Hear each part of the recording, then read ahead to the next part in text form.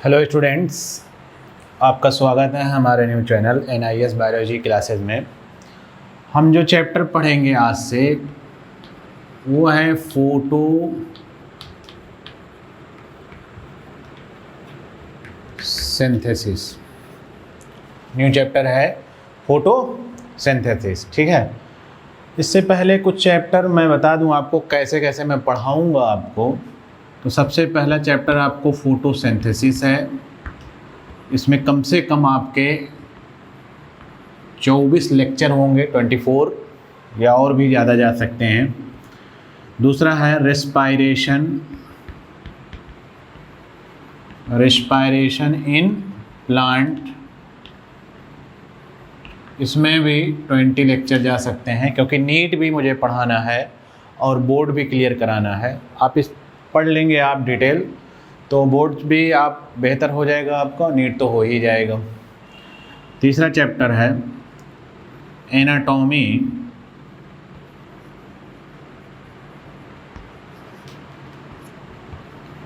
In flowering plant. इसमें भी 21 lecture तक जाएगा। फिर उसका अगला है बायो मॉलिक्यूल। फिर पांचवा चैप्टर है आपका सेल स्ट्रक्चर एंड फंक्शन। फिर उसके बाद छठा चैप्टर जो मैं आपको पढ़ाऊंगा cell cycle and cell division. मैं आपको ये चैप्टर बाय वन करके पहले ये फिर ये फिर ये फिर ये इस तरीके से मैं पढ़ाऊँगा, ठीक है। तो चलिए मैं पहला चैप्टर आपको बताता हूँ, फोटोसिंथेसिस क्या होता है बेटा। चलिए देखा जाए। मैं आपको नोट्स भी बनवाता रहूँगा, बोलता रहूँगा, आप लिखते रहिएगा धीरे धीरे। तो फोटोसिंथेसिस में देखिए बेटा, आपका वर्ड में ही छुपा हुआ है, मतलब ये कुछ कहना चाह रहा है। आप इसको स्प्लिट कर लीजिए। पहले फोटो और सिंथेसिस। फोटो मतलब होता है बेटा लाइट। क्या होता है? लाइट। या तो आप क्या कहते हो इसको? फोटान। क्या कहलाता है? फोटान। और सिंथेसिस मतलब बनाना, कुछ फोटान या लाइट से कुछ बनाना। क्या बनाना? फूड बनाना। तो कैसे? देखिए, जो सन होता है बेटा, सन से जो रेज आती है ना, रेज मतलब जो लाइट रेज आती है, लाइट जो आती है ना, इसको धूप बोलते हो आप। उसमें छोटे छोटे पैकेट होते हैं एनर्जी के। आप अगर उस धूप को जूम करके देखो, हालांकि देख नहीं पाओगे आप जूम करके मोबाइल से, तो ये छोटे छोटे जो पैकेट होते हैं वो किसके पैकेट होते हैं? लाइट एनर्जी के पैकेट होते हैं। लाइट एनर्जी के पैकेट होते हैं। याद रखिएगा किसके पैकेट होते हैं। इसमें एनर्जी होती है। कौन से फॉर्म में एनर्जी होती है? लाइट एनर्जी, या तो इसी को फोटान कहते हो आप, ठीक है। अब जो हमारे लीफ होती है, लीफ के जो ऊपर सेल्स होती हैं, बहुत सारी सेल्स होती हैं, मेसोफिल सेल। अब इसमें सेल में क्लोरोप्लास्ट पाया जाता है बेटा। आप जानते ही हो क्या पाया जाता है? क्लोरोप्लास्ट पाया जाता है। ये तो न्यूक्लियस होता है, क्लोरोप्लास्ट पाया जाता है। जब लीफ के ऊपर मेसोफिल सेल में क्लोरोप्लास्ट पर ये जब गिरता है फोटान, लाइट एनर्जी, तो वो क्लोरोप्लास्ट उसको ट्रैप कर लेता है। किसको? फोटान को या लाइट एनर्जी को ट्रैप कर लेता है। अब इसमें बहुत सारे मैकेनिज्म चलती है। आप आओगे तो पढ़ोगे कि लाइट फेज रिएक्शन है, डार्क फेज रिएक्शन है, पूरा फाइनल रिएक्शन करके ये कुछ इस तरीके से प्रोडक्ट बनाता है C6H12O6, जिसका नाम क्या होता है? ग्लूकोज। क्या नाम होता है? ग्लूकोज। ये एक केमिकल है। क्या है बेटा? केमिकल है। तो याद रखिए, जो लाइट एनर्जी होती है उसमें जो मेसोफिल की सेल्स होती है, बहुत सारी पत्तियों पर सेल्स होती है इस तरीके से, उस पर जब ये फोटान गिरता है, लाइट इसमें एनर्जी होती है, उस एनर्जी को ऊपरी सेल्स की जो क्लोरोप्लास्ट होती हैं उस ट्रैप करके और बहुत सारे मैकेनिज्म इसमें चलाती हैं और क्या बनाती हैं फाइनली ये लोग? C6H12O6 या ग्लूकोज, या आप इसको कार्बोहाइड्रेट भी कहते हो, ठीक है। अब जब ये बन जाता है तो आप कहते हो कि देखो लाइट एनर्जी को किस में कन्वर्ट किया गया है, केमिकल एनर्जी में कन्वर्ट किया गया है। किस में कन्वर्ट किया गया है बेटा, केमिकल एनर्जी में। और भी बहुत सारे कंपोनेंट इसको चेंज कराने में लगते हैं, जैसे CO2 प्लस H2O,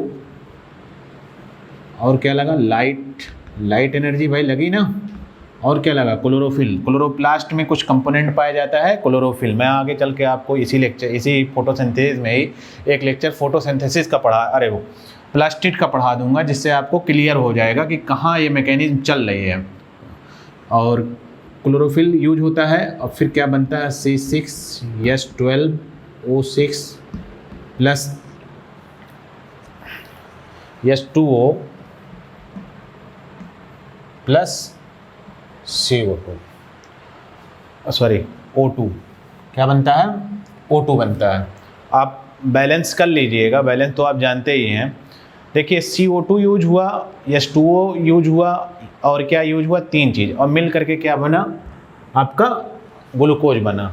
अच्छा, मेन प्रोडक्ट यही है फोटोसिंथेसिस का, क्या है मेन प्रोडक्ट। कभी कहा कि फोटोसिंथेसिस का क्या है इन तीनों से मिला करके, तो क्या बताओगे, ग्लूकोज। अच्छा, उसके अलावा भी क्या निकलता है, H2O भी निकलता है, और क्या निकलता है, ऑक्सीजन। तो ये दोनों कौन से प्रोडक्ट होते हैं, बाई प्रोडक्ट होता है। क्या होता है, बाई प्रोडक्ट होता है। तो मेन प्रोडक्ट क्या है, ग्लूकोज है, और बाई प्रोडक्ट में क्या होता है आपका, H2O और O2 होता है। चलिए इतना हम समझ गए कि लाइट एनर्जी से फोटोसिंथेसिस में कन्वर्ट करा लिया जाता है केमिकल एनर्जी ग्लूकोज में। अब कैसे होती है वही तो मैकेनिज्म हमको पढ़ना है, ठीक है। तो मैं बेटा कुछ इंट्रोडक्शन हम चल रहे हैं, तो ये थोड़ा सा आपका इंट्रोडक्शन हुआ।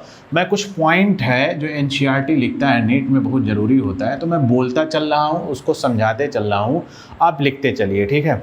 कहता है कि सारे एनिमल्स, NCERT बोलता है, मैं नहीं बोल रहा हूँ, कहता है कि सारे एनिमल्स, कोई भी हो, चाहे हम एनिमल, ह्यूमन भी, कह रहा है सारे एनिमल इंक्लूडिंग ह्यूमन डायरेक्टली या इनडायरेक्टली हम किस पर डिपेंड हैं, प्लांट पे। क्यों, क्योंकि यही अपना फूड बनाएगा, प्लांट ही बना सकता है फूड, इस लाइट एनर्जी से ले करके कैप्चर करके ग्लूकोज में, यही ग्लूकोज या कार्बोहाइड्रेट के फॉर्म में हम खाते हैं, या प्रोटीन के, या बहुत सारे फॉर्म में खाते हैं। तो कह रहा है कि डायरेक्टली या इनडायरेक्टली हम किस पर डिपेंड होते हैं, प्लांट पे। तो पहला पॉइंट लिख लीजिए, all animal including human being depend on plant for their food,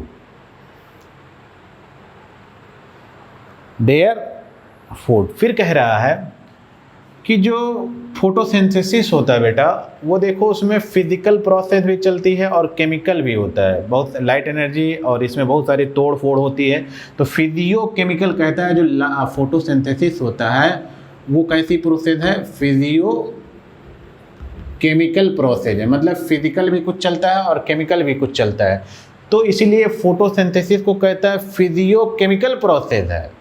और फिजियो केमिकल में क्या करता है, एक लाइट एनर्जी को, फिजिकल फॉर्म की एनर्जी को किस में कन्वर्ट कर देता है, केमिकल फॉर्म में कर देता है। इसीलिए क्या कहलाता है फोटोसिंथेसिस, फिजियो केमिकल प्रोसेस। क्या कहलाता है, फिजियो केमिकल प्रोसेस। तो लिख लीजिए आप, plant have to make or synthesize their own food. Plant have to make or synthesize their own food. Perform photosynthesis, उसी के आगे लिखिए, perform photosynthesis, ब्रैकेट में लिख दिए, physiochemical process। कह रहा प्लांट अपना खाना खुद बना लेता है, और मैकेनिज्म क्या करता है, फिजियो केमिकल प्रोसेस करके अपना फूड बना लेता है। फिर कह रहा है बेटा, देखो एक पॉइंट फिर कह रहा है कि डायरेक्टली या इनडायरेक्टली, चाहे वो एनिमल हो, चाहे वो प्लांट हो, या कीड़ा मकोड़ा हो, कोई भी हो, इंसेक्ट भी हो या कोई भी हो, डायरेक्टली या इनडायरेक्टली सनलाइट पे ही डिपेंड है। अगर सनलाइट नहीं होती तो ये फोटोसिंथेसिस प्लांट नहीं करते, फूड नहीं बनता, तो हमारा भी जीना मुश्किल हो जाता। तो डायरेक्टली या इनडायरेक्टली सारे के सारे जितना भी लिविंग थिंग्स हैं अर्थ पे, वो किस पर डिपेंड है, सनलाइट पे। किस पर डिपेंड है, सनलाइट पे। तो नेक्स्ट पॉइंट लिखिए, ultimately all living form depend on sunlight for energy.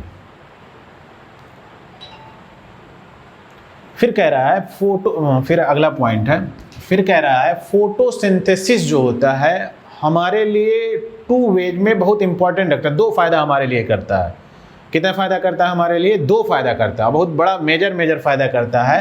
कहता है पहला है प्राइमरी फूड हमको देता है। भाई अगर हम पहला सबसे बड़ा बेनिफिट तो यही है फोटोसिंथेसिस से हमको जो मिलता है वो कौन है? प्राइमरी फूड प्रोवाइड करता है।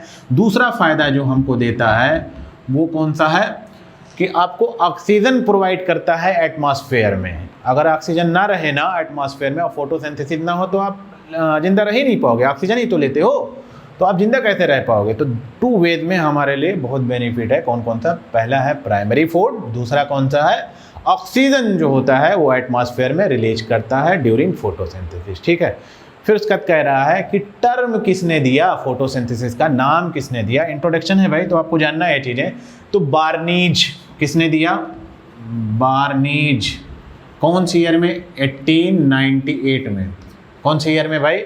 1898 में इन्होंने टर्म दिया किसका? फोटोसिंथेसिस का। किसने? बार्नीज ने। फिर नेक्स्ट पॉइंट आता है बेटा, तो इसको लिख लीजिए।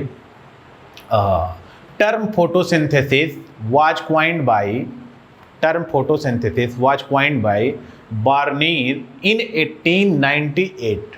बार्नीज इन 1898। ठीक है, नेक्स्ट पॉइंट देखिए।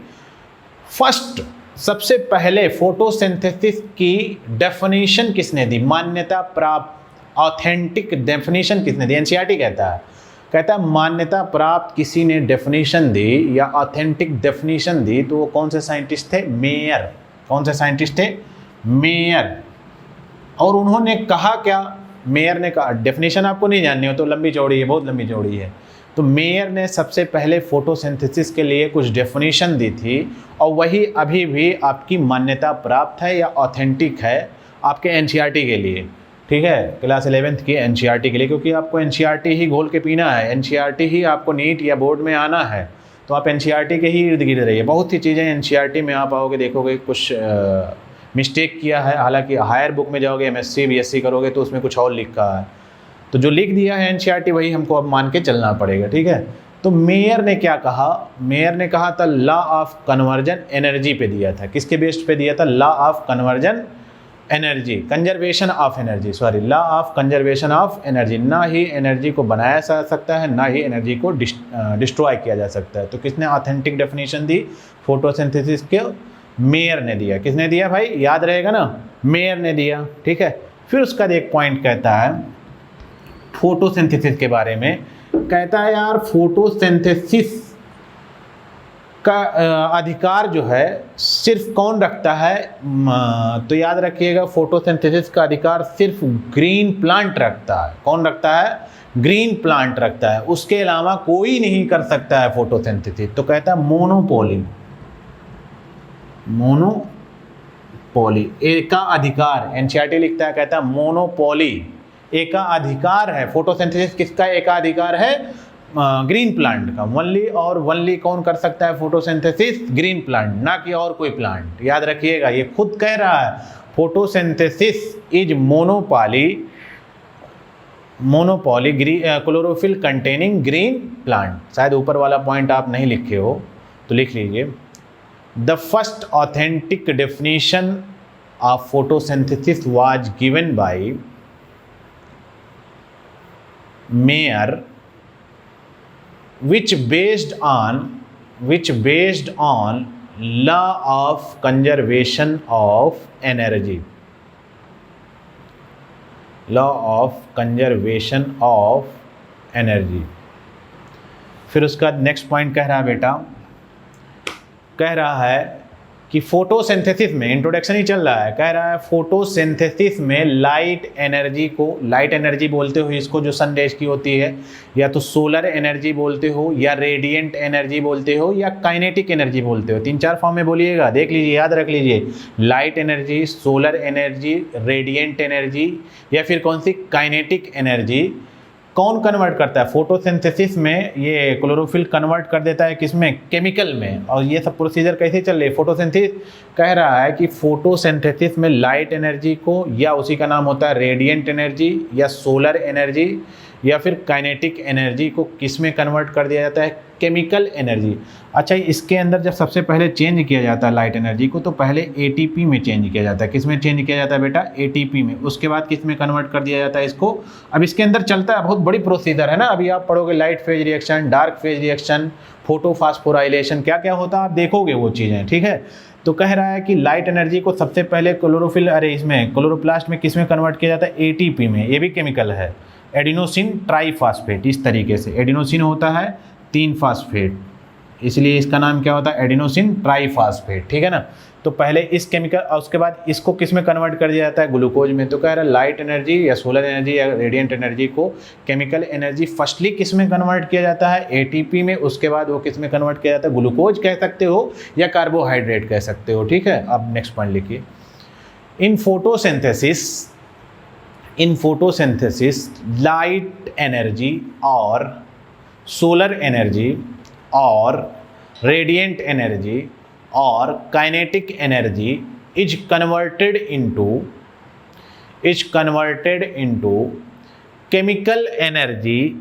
ब्रैकेट में लिख लीजिएगा, पहले कौन केमिकल एनर्जी में होती, एटीपी। केमिकल एनर्जी ब्रैकेट में लिखिए बेटा, ATP, which is finally converted into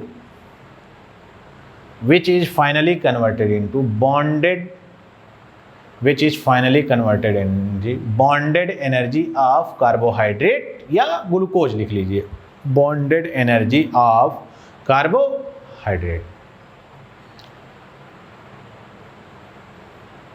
ठीक है बेटा। अच्छा, कहता है कि फोटोसिंथेसिस जब नहीं होता था एनवायरनमेंट में हमारे, जब प्लांट नहीं हुए थे, जब फोटोसिंथेसिस नहीं होता था तो ऑक्सीजन नहीं रहा होगा।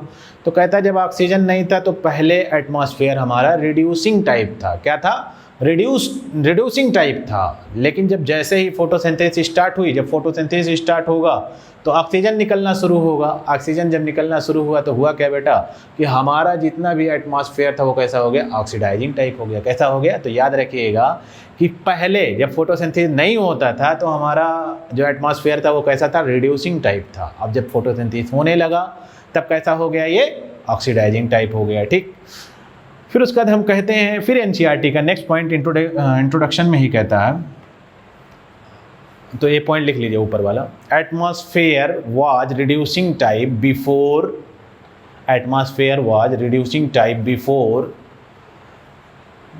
the advent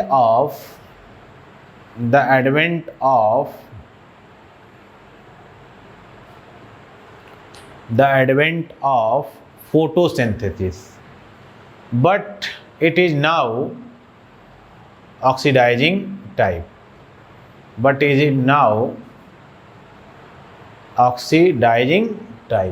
फिर देखिए बेटा, कह रहा अगला पॉइंट, नेक्स्ट पॉइंट कह रहा है कि सिग्निफिकेंस क्या है फोटोसिंथेसिस का, मेन सिग्निफिकेंस बताइए। कह रहा है एनसीईआरटी रुक के कहता है कि नहीं बेटा देखो, सिग्निफिकेंस सबसे बड़ा तो यही, लोग बताए कि सिग्निफिकेंस यही है कि खाना बना दे रहा है और ऑक्सीजन रिलीज कर दे रहा है, इससे बड़ा सिग्निफिकेंस क्या हो सकता है, नहीं।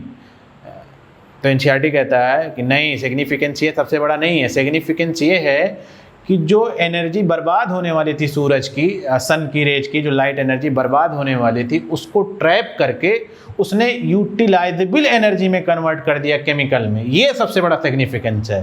देखिए फिर से समझिए, कह रहा है कि जो लाइट एनर्जी डिस्ट्रॉय होने वाली थी, ख़त्म होने वाली थी, इधर उधर गिर के ख़त्म हो जाती, फोटोसिंथेसिस ने उसको क्या किया कि यूजेबल लाइट में कन्वर्ट कर लिया, पकड़ के अपने काम के लिए बना लिया। सबसे बड़ा सिग्निफिकेंस यही बता रहा है, तो लिख लीजिए इसको, the significance of photosynthesis is not the synthesis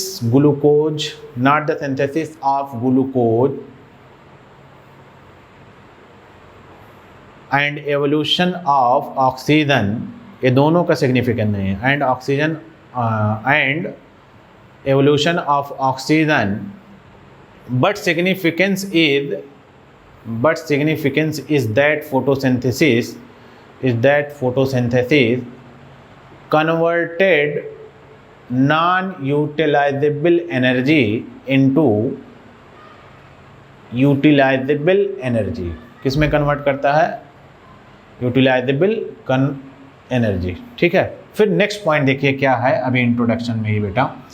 तो नेक्स्ट पॉइंट आपका कहता है कि जितना भी प्लांट में कार्बन की नीड होती है, जैसे जितना भी कार्बन होता है सीस ग्लूकोज के फॉर्म में या जो भी प्लांट में होता है, वो सारी रिक्वायरमेंट कहाँ से होती है? CO2 से होती है। कार्बन वाले CO2 वाले जो कार्बन होता है यहाँ से वो रिक्वायरमेंट पूरा करता है। तो याद रखिएगा, प्लांट में जितना भी कार्बन की रिक्वायरमेंट होती है, चाहे पूरी प्लांट की बॉडी बननी हो या पूरी प्लांट का खाना बनाना हो या कुछ भी बनाना हो, तो याद रखिएगा वो कहाँ से, ज़मीन से कुछ नहीं लेता है।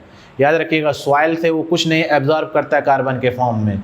अगर कोई पूछे कि पूरा प्लांट या कोई भी चीज़ रखा है, कार्बन रखा है, तो कहाँ से पाया होगा? पूरा का पूरा कार्बन कहाँ से पाया होगा? कौन से यूनिट से?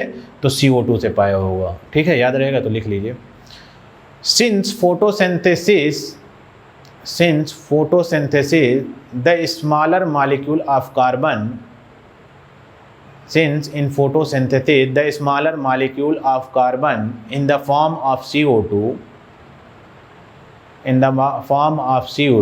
assimilate to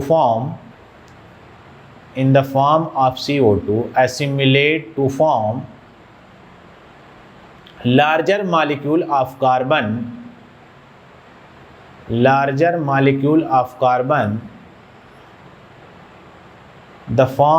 in the form of carbohydrate इसीलिए बेटा, इसीलिए फोटोसिंथेसिस का एक और नाम दे दिया जाता है कार्बन एसिमिलेशन। क्या नाम दे दिया जाता है?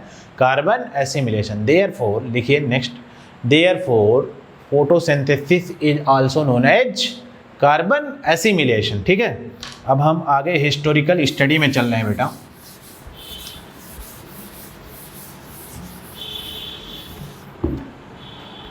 Historical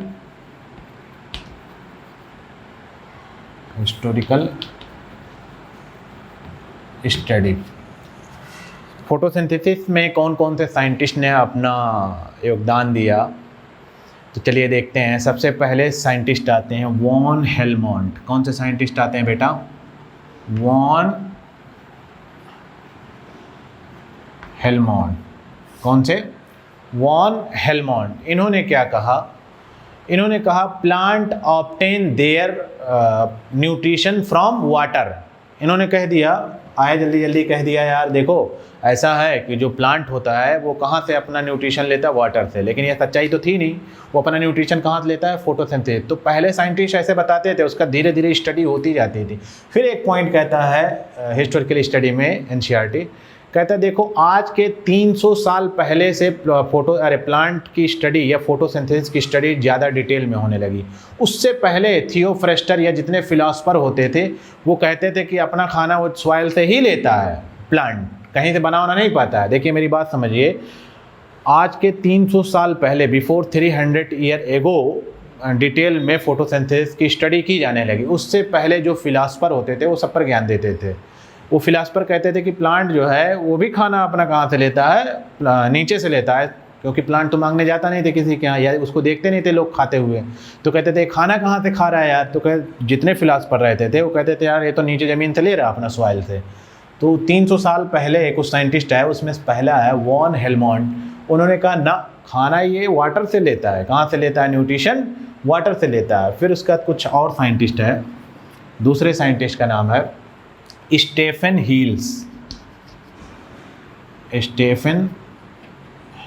हेल्स।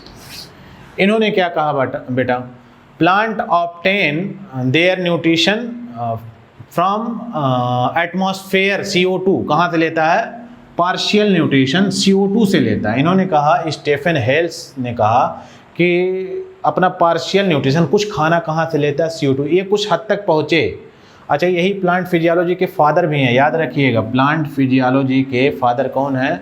Father of plant physiology तो क्या बताइएगा? स्टेफन हेल्स ही हैं। तो इन्होंने कहा कि CO2 से अपना खाना कौन लेता है?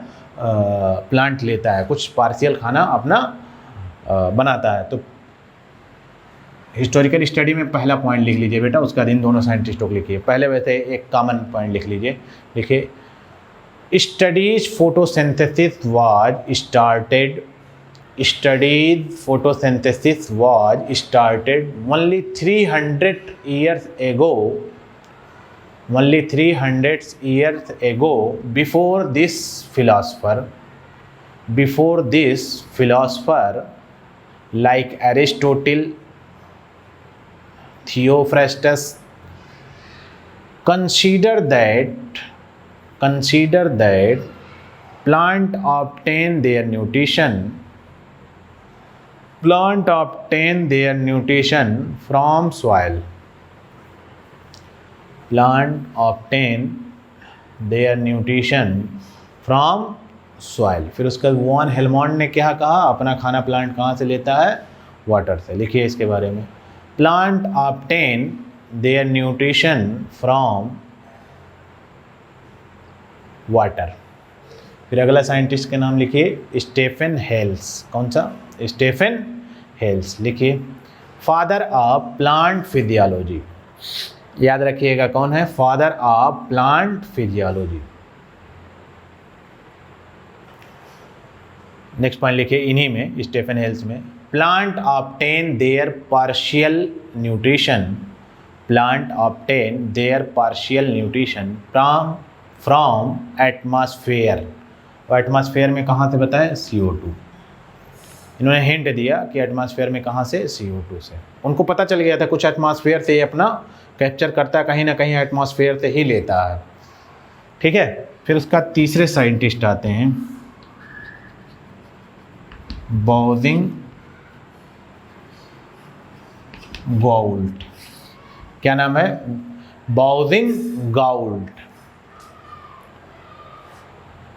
इन्होंने कहा था कि प्लांट जो खाना लेता है वो कहाँ से लेता है, पूरा का पूरा खाना कहाँ से लेता है, CO2 से लेता है. कहाँ से लेता है, पूरा का पूरा, पार्शियल नहीं. कहा कि इन्होंने पूरा खाना कहाँ से बनाता है, CO2 से लेता है. लिखिए, plant obtain it's total carbon requirement, या कार्बन रिक्वायरमेंट कहाँ से लेता है, CO2 से. Plant obtain it's total carbon requirement from atmosphere in the form of CO2. बाउजिंग गाउल्ट ने कहा कि प्लांट को जितना भी कार्बन की ज़रूरत होती है वो कहाँ से आता है, CO2 से. या जहाँ जितना भी खाना बनाता है वो कहाँ से बनाता है, CO2 से बनाता है. ये पूरा खाना कहाँ से लेता है, CO2 से. या कार्बन की जितना भी प्लांट में बॉडी में ज़रूरत होती है वो कहाँ से आता है, CO2 से आता है. ठीक है. फिर अगला साइंटिस्ट है, इसको लिखे बेटा, सेने बियर.